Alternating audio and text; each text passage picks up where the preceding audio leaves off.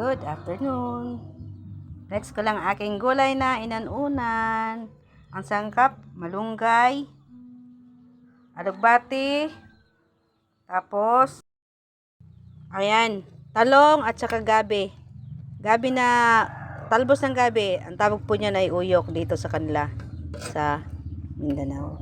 Ang sangkap po niyan ay kamatis, luya, bawang, tuyo, tsaka sibuyas.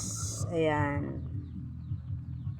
Lalagyan ko na ng bitsin. Sa puntong ito, ilalagay ko na ang alugbati. Ayan. Paki-open na dahil diharap ng stable.